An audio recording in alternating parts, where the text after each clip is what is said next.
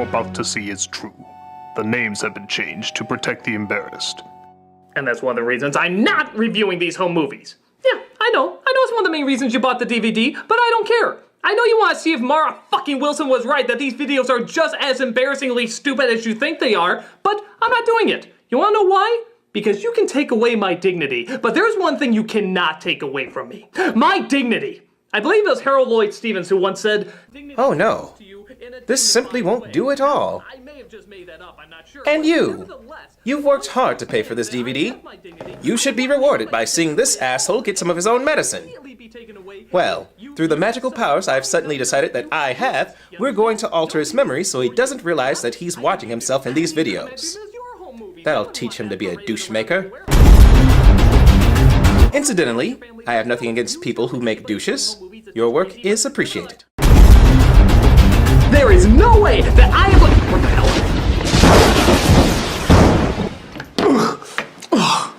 That was weird. Hey, who's that jackass on the TV? I want to make fun of him.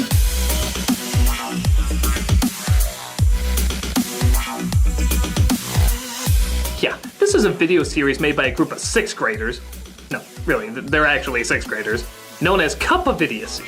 I suppose they were trying to do something similar to Monty Python or Saturday Night Live, but it comes out more like a snuff film to comedy.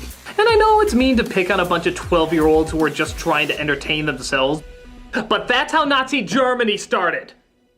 Or I just went to a really bad school, but nevertheless, I am making fun of this. So, let's take a look at the fruits of obviously very little labor. This is Cup of Idiocy. The video opens up with a disclaimer. What you are about to see is not true. Thanks for that. So they then go... Scary, isn't it? This bizarre mental breakdown is brought to you by Ritalin. Parents, if you're not sure, just give it to them anyway. Their first section is called Battle of Stupidity, where a news report seems to be going on. I would like to turn over the weather to our other weatherman. Oh, the destruction. I'll just assume this is the other weatherman. Destruction. To think I could have prevented it, but they didn't believe me. Incredible green screen technology, as you can see. I think they went to a whole 16.5 bits for this. Now to... This is Doug Longer reporting for all those... Obviously they got the cameraman for Hunger Games on this one. It's terrible out here! It's so damn windy! Ah! But suddenly the news report is interrupted by aliens. Unless I control your TV set, are you Receiving me? Yes, we are aliens. We plan to destroy all of you. Boy, am I glad they had that disclaimer, because by God, I'd be fleeing into the streets right now. I mean, look at that alien dental work, and that alien scotch tape that I'm sure stops their alien eyes from blinking. Oh, and of course the little alien pubic beard growing all around that alien acne. Yet to their credit, they are more intimidating than the Cyclos from Battlefield Earth. Right now, we are destroying your communication system. Just watch how easily we destroy your communication towers. Ah! Whoa, whoa! I'm so sorry, that was a little too real there. We then get a transmission from their planet Cookie Blum. Hey, something's gotta replace Pluto. Where they receive a message from their leader, Voltar. A curious-looking race. Now, I know it's hard to tell. I was pretty amazed when I heard the news too. But apparently, the exact same kid doing the puppeteering for Voltar is also doing his voice and the voice of the other person talking. But it's done so flawlessly, you would never be able to tell. Watch and marvel. No, Zoltar. We're not using your expensive cameras to film on an Earthlink broadcasting system. No, we did not switch your TVs in. All one person, amazing. Yes, we did switch the TVs in your room so that you would get a blinking TV. God, it just seems like 2 totally different people. Well, it's easier for us to speak into English and for you to speak into English. Must have taken 2, maybe 3 minutes of preparation. An absolute master. They convince Voltar to speak English with a slight on-again, off-again lisp, so they can have a better idea of understanding their mission. We must contact a human being and teleport him onto the spacecraft. Okay? Teleporting? Now. And now, everyone, Voltar seems to have blackouts every once in a while, too. As soon as I push that green button, a human will teleport. And so now we must A little to the right, there you go. They beam a guy apparently making love to a body pillow on board, who apparently doesn't like being on a spaceship that looks eerily similar to a 90s kid's bedroom. Do you have any objections? Oh, you have been a bad boy. Warning, this scene gets a little graphic. If I had a nickel for every time a disembodied head said woohoo, I'd have to question how I got to that scenario. The aliens watch in horror as their beheaded master slowly fades away. Tell little Timmy I won't be able to come to Christmas this summer. And this fall, at Easter, I won't be able to lay too many eggs. I'll be dead.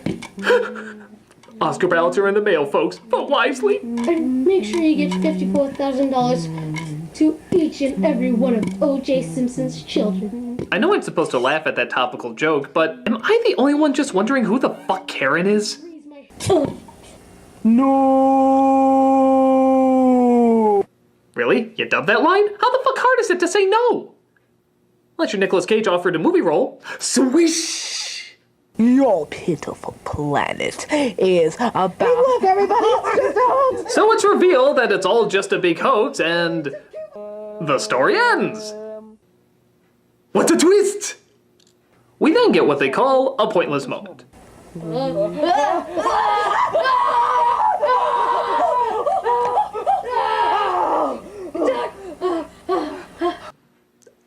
Well, it definitely delivered what it promised. Can we see that Ritalin ad again? Yeah, just a healthy reminder, folks. We then cut to our next long-winded skit called The Unfit Firing Squad. This opens in 1492, where Queen Victoria, clearly played by a young man trying to figure things out, does her daily knighting. Look, Your Majesty, it's the Duke of Edinburgh. Uh-oh. Your Majesty, I think he's dead. Really? Well, by his constant blinking, the fact that that was a very sharp piece of plastic, I'd say he's definitely dead. This is terrible. We need to knight someone. What about him? So she decides instead to knight Chester? Chester, is that you? Maybe. What the hell are you doing in this? I told you I had a checkered past as a child actor! Oh, and then you derailed into a life of drugs? No, this is the regular route most child actors take. Actually, I'm doing better than most. He once killed 89 people! 88. 88 people! You can't knight him, Your Majesty! Oh, yes, I can! Wow, he almost came out of the screen and actually ate me there. I know, W! Sir! Mean something! Live long and prosper!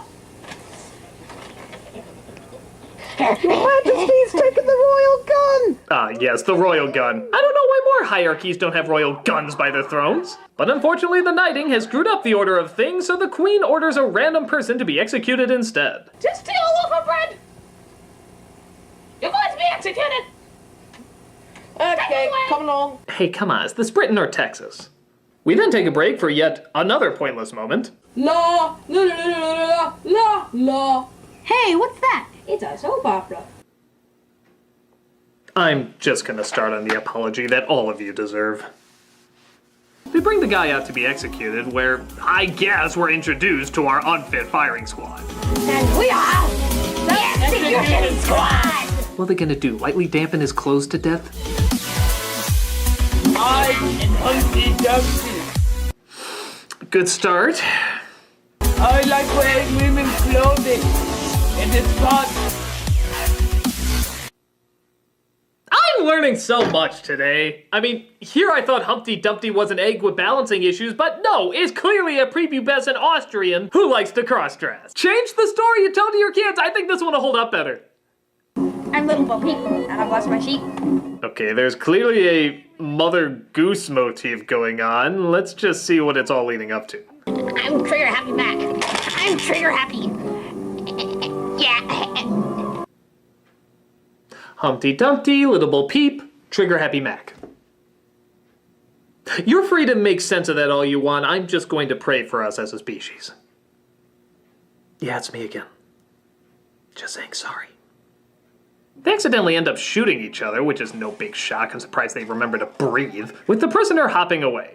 The credits roll with a special thanks to Voltar because clearly he was the glue that held everything together. That's me. Yeah!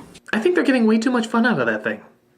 The next sketch begins with a ribbon show, or as the kids like to say, Ribbon show.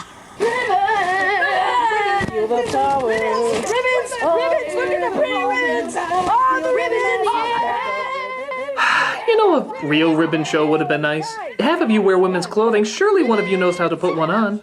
We then get a talk show called The Late Late So Late It's Early Show with a character named Dobie Dickens, which I can't decide if that's a name from Oliver Twist or a porno movie. So I don't have an audience, a band, I don't even have a cameraman.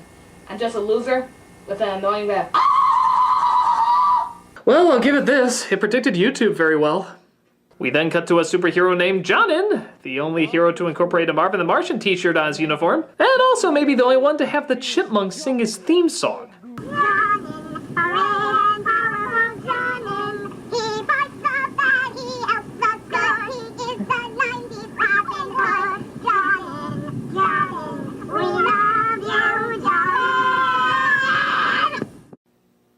Is it too late to request a mental health day instead of reviewing this? Jonin comes across the evil Tick King, who knocks him out.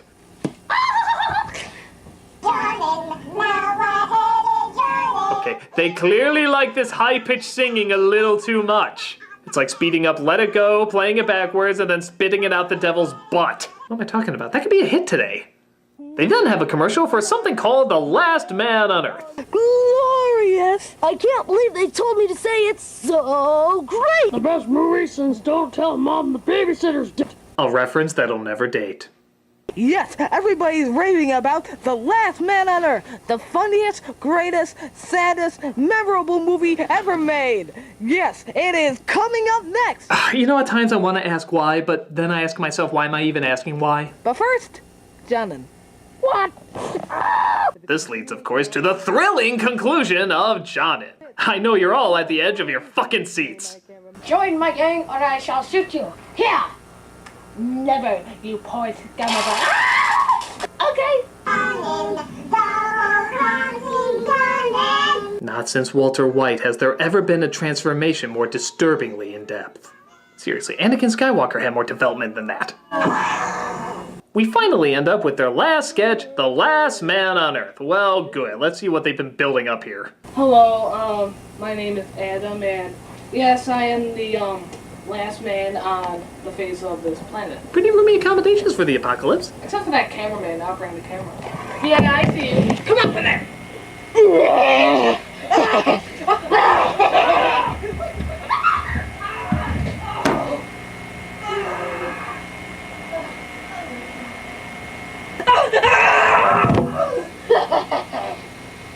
The end.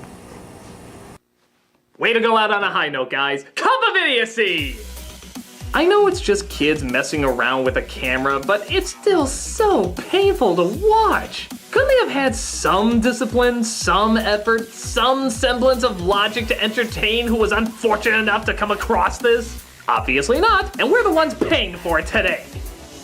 I mean, come on, even at that age, who would be stupid enough to actually think that was any good? Well, you would, Critic. Black Willy Wonka? What the fuck are you talking about? Will you stop doing that? Wait a minute. I suddenly remember. I was the idiot who filmed all that! That's right, Critic. Everyone's talent starts from somewhere, and yours starts from the most embarrassing of beginnings.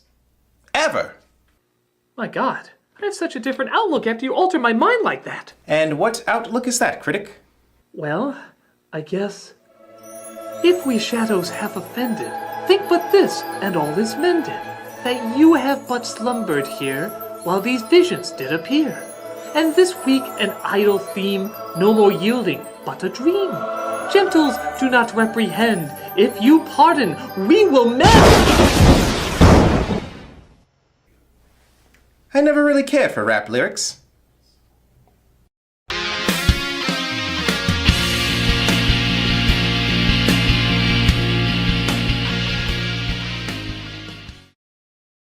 I I like wearing women's clothing. It is fun.